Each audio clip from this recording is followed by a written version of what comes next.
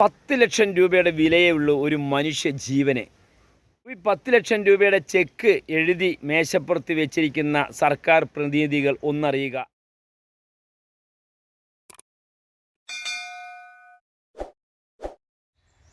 പ്രിയമുള്ളവരെ, നമസ്കാരമുണ്ട്.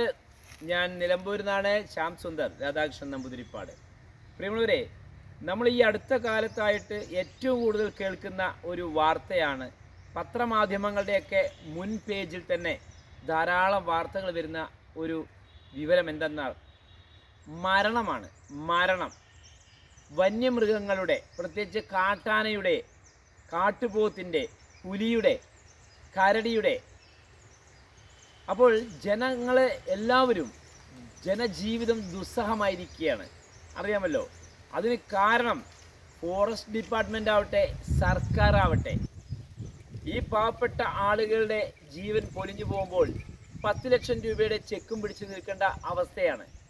കാരണം മരിച്ചു കഴിഞ്ഞാൽ ഉടൻ തന്നെ 10 ലക്ഷം രൂപ കയ്യോടെ കൊടുത്ത് തടി ഊരാനാണ് എല്ലാവരും നോക്കുന്നത്.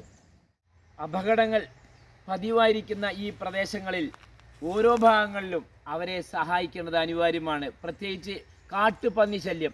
കാരണം കഷ്ടപ്പെട്ട് വേർപ്പൊഴുക്കി നട്ടുച്ച സമയത്തും വെള്ളമില്ലാത്ത വെള്ളം ഉണ്ടാക്കിയും ഈ ചെടികളും കൃഷിയിടങ്ങളും നനച്ച് അതിനെ പരിപാലിച്ചു പോകുന്ന ആ കർഷകരുടെ വിഷമം നിങ്ങൾ മനസ്സിലാക്കുന്നുണ്ടോ? ഇതിൽ നിന്ന് കിട്ടിയിട്ട് വേണം ഈ പാവങ്ങൾക്ക് എന്തെങ്കിലും കരുതി കൂട്ടി അവരുടെ മക്കളെ വിവാഹം കഴിപ്പിച്ചയക്കാനും അല്ലെങ്കിൽ വീട് പണിക്കാണെങ്കിലും അതുപോലെ തന്നെ അവരുടെ ഭക്ഷണ കാര്യങ്ങൾക്കും എല്ലാം ഈ കൃഷിയാണ് ഏക ആശ്രയം. അതുകൊണ്ട് ഇതിനൊരു പരിഹാരം അനിവാര്യമല്ലേ? ഒന്ന് ചിന്തിക്കൂ. ഇതിന് പ്രതിവിധി എന്തായാലും അത് നടത്തിയേ പറ്റൂ. കാരണം ഇത് ഗവൺമെൻറ്റിൻ്റെ, പ്രത്യേകിച്ച് ഇതേ ഡിപ്പാർട്ട്മെൻറ്റിൻ്റെ, ഈ ഫോറസ്റ്റ് ഡിപ്പാർട്ട്മെൻറ്റിൻ്റെ എല്ലാം അശ്രദ്ധ തന്നെയാണ്. കാരണം ഇത് പഴയ കാലമല്ല, 50 വർഷം 100 വർഷം മുമ്പത്തെ കാലമല്ല. ഇപ്പോൾ പുരോഗമനം ഉള്ള കാലമാണ്. എവിടെയും പുരോഗമനമാണ്. ഈ പാവങ്ങൾക്ക് മാത്രമാണ് പുരോഗമനം ഇല്ലാത്തത്.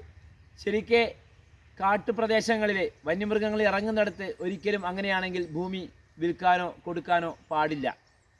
അവർ ഗതികേട് കൊണ്ടാണ് ഈ നാട്ടിൻപുറത്തു നിന്നും ഗ്രാമങ്ങളിലും അതുപോലെ മലയോര പ്രദേശങ്ങളിലേക്കും ചേക്കേറുന്നത്.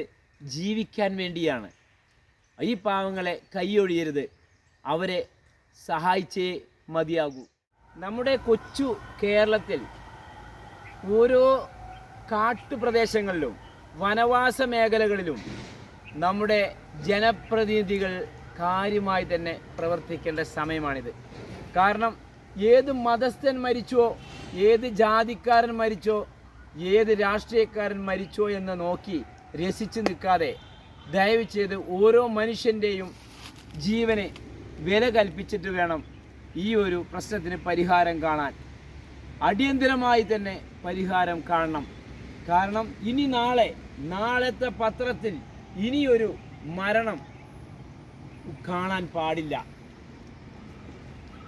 ഒരു പ്രദേശങ്ങളിലും ഒരു വനവാസ മേഖലകളിലും ഒരു കാരണവശാലും കാട്ടുമൃഗങ്ങളുടെ അക്രമത്താൽ കൊല്ലപ്പെട്ടു എന്ന വാർത്ത വരാതിരിക്കാൻ നമ്മൾക്ക് എല്ലാവർക്കും കൈകോർക്കാം. എല്ലാവർക്കും അതിനുവേണ്ടി പരിശ്രമിക്കാം. ഗവൺമെൻറ്റിൻ്റെ, ബഹുമാനപ്പെട്ട സർക്കാരിൻ്റെ ശ്രദ്ധയിൽ നമ്മൾക്ക് ഇത്തരം സന്ദേശങ്ങളും കാര്യങ്ങളും അവരുടെ ശ്രദ്ധയിൽപ്പെടുത്തേണ്ടത് ഓരോരുത്തരുടെയും കടമയാണ്, കർത്തവ്യമാണ്. നമസ്കാരം.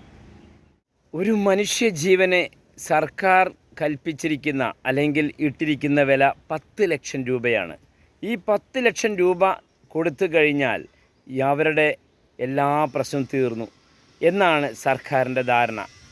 എന്നാൽ പ്രിയമുള്ളവരെ, ഒന്ന് ഞാൻ പറയട്ടെ, ഏത് സർക്കാരാണെങ്കിൽ ശരി, മാറി മാറി വരുന്ന സർക്കാരുകൾ ഇന്നും തന്നെ പരിഹാരം കാണാത്തൊരു പ്രശ്നം ഇത് തന്നെയാണ്. അതിലൊരു തർക്കവുമില്ല. കാരണം ഓരോ കാട്ടുപ്രദേശങ്ങളിലും വനവാസ മേഖലകളിലും ജനങ്ങൾക്ക് വേണ്ട സംരക്ഷണം നൽകാതെയാണ് അവരെ പാർപ്പിച്ചിരിക്കുന്നത്. അങ്ങനെയാണ് അവർക്ക് ഭൂമി നൽകിക്കൊണ്ടിരിക്കുന്നതും.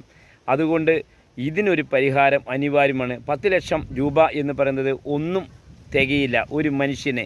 പ്രത്യേകിച്ച് അവരുടെ ജീവിതത്തിലെ എന്തെങ്കിലും ഒരു പാർപ്പിടത്തിനാവട്ടെ, മറ്റു കാര്യങ്ങൾക്കാവട്ടെ, അല്ലെങ്കിൽ വീണ്ടും ഇത് അടിയന്തരമായ സഹായം മാത്രമല്ല ഈ 10 ലക്ഷം രൂപ. ഈ 10 ലക്ഷം തന്നെ അതിൽ ഒതുങ്ങുകയാണ് ഇവരുടെ ജീവൻ്റെ വില. അതിനി ഇനി ആവർത്തിക്കാതിരിക്കണം.